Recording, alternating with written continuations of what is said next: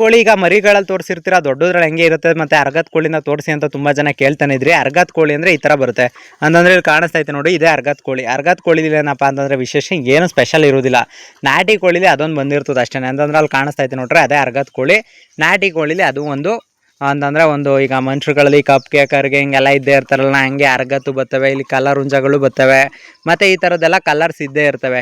ಅಂತಂದ್ರೆ ಅದು ಕಾಣಿಸ್ತಾ ಇರೋದು ಅರ್ಗತ್ ಕೋಳಿ ಅಂತಂದರೆ ಇದನ್ನ ತುಂಬ ಜನ ಇಷ್ಟಪಡ್ತಾರೆ ಮತ್ತು ತುಂಬ ಜನಕ್ಕೆ ಲೈಕು. ಅಂತಂದರೆ ಈಗ ಹಳ್ಳಿಗಳ ಕಡೆ ಏನಪ್ಪ ಅಂತಂದರೆ ಅದು ತುಂಬ ಇಷ್ಟ ಆಗುವಂಥದ್ದು ಅಂತಂದರೆ ಎಲ್ಲೂ ಜಾಸ್ತಿ ಕಾಣೋದಿಲ್ಲ. ಅಂತಂದರೆ ಜಾಸ್ತಿ ಇಲ್ಲದೆ ಇರೋ ಕೆಲವು ವ್ಯಾಲ್ಯೂ, ಅದಕ್ಕೆ ಜಾಸ್ತಿ ಇಲ್ಲದೆ ಇರೋದಕ್ಕೆ ಅದನ್ನ ಜಾಸ್ತಿ ಕೇಳೋ ಜನಗಳು. ಅರ್ಗತ್ ಕೋಳಿ ಇತ್ತು ಅಂತಂದ್ರೆ ಫಾರಮ್ಗಳಲ್ಲಿ ಚೆನ್ನಾಗಿರ್ತವೆ ಮತ್ತು ಚೆನ್ನಾಗಿ ಕಾಣಿಸ್ತವೆ ಮತ್ತು ಚೆನ್ನಾಗಿರ್ತವೆ ಅನ್ನೋ ಕಾರಣಕ್ಕೆ ಅರ್ಗತ್ ಸಾಕ್ತಾರೆ ವಿನಃ ಇನ್ಯಾವುದೇ ರೀತಿ ಸೈಡ್ ಎಫೆಕ್ಟ್ಸ್ಗೆ ಮತ್ತು ಇನ್ನೊಂದಕ್ಕೆ ಏನಕ್ಕೂ ಸಾಕೋದಿಲ್ಲ ಅರ್ಗತ್ ಕೋಳಿಗಳನ್ನ.